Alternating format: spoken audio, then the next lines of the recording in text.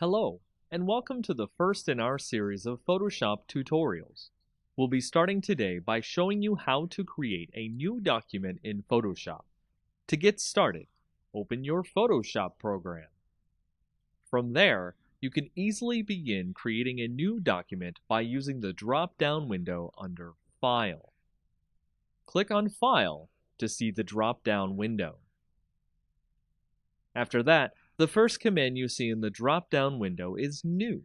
Click on New to start creating a new document in Photoshop. Once the new document window opens up, specify what name you want to give the document, and change the settings as you see fit. You can change the width, height, resolution, color mode, and more. These will change the size of the document and what you'll have to work with. Once you've done that, you'll be ready to start creating your new Photoshop image.